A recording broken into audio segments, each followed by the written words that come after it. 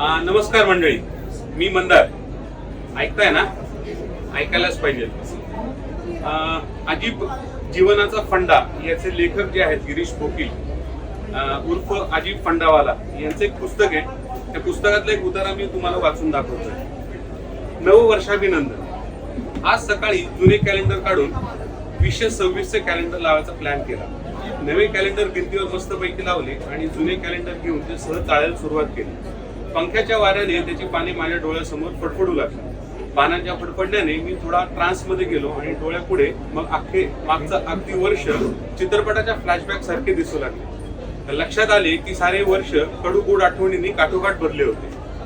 काय मिळाले, काय गमवले याचा ताळमेळ लावण्यात व्यस्त झालो. सरलेल्या महिन्याचे आत्मचिंतन करू लागलो. आपण कुठे चुकलो, कुठे कमी पडलो किंवा कुणाच्या कामी आलो याचा हिशोब लावत फार गंभीर उडाली. मनाला शांत करत विचारानं थोडं थांबवलं आणि सरते शेवटी एक संपूर्ण वर्षाचा कडूगोड आठवणींचा कोलाज डोळ्यासमोर दिसू लागला. मी एक प्रचंड तणावातून बाहेर पडलो होतो. नव्या वाटचालीसाठी नवा मार्ग माझी वाट पाहत होता आणि भानावर आल्यावर बघतो ते काय, जुने मागील वर्षाचे कॅलेंडर मला खुणावत होते आणि सांगत होते, अरे बाबा, या मोहात पडू नकोस, या दुःखाच्या डोहात तू पडू नकोस आणि ताळमेळ तर अजिबात लावू नकोस. कारण होऊन गेलेल्या गोष्टी जास्त विचार करून पुढील वाटचालीसाठी आपण आपल्या रस्त्यात काटे पेरल्यासारखे होणार, हुरळून जायला होणार. कॅलेंडरने पुढे बोलायला सुरुवात केली आणि त्याने एक परखड सत्य सांगितले की तुम्ही जसे हळूच माझं कॅलेंडर जे आहे ते गुंडळी करून किंवा गादीखाली ठेवून देता, तसेच तितक्या सहजपणे आपण जीवनाकडे बघण्याचा दृष्टिकोन असला पाहिजे.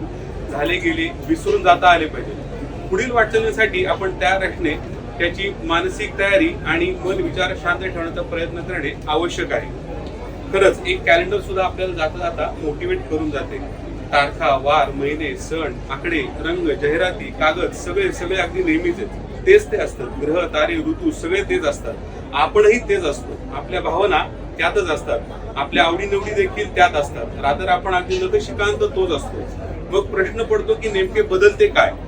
ज्याप्रमाणे कॅलेंडर आणि त्याच्यावर ते आकडे थोडे खाली केल्याने काय बदलते, तरी देखील मस्त नवीन कॅलेंडर आपण आणतो, भिंतीवर लावतोच. ते कडक नवीन कॅलेंडर जे आहे त्या ठिकाणी सेट करतो आणि मोटिवेशन इथेच सुरू होते.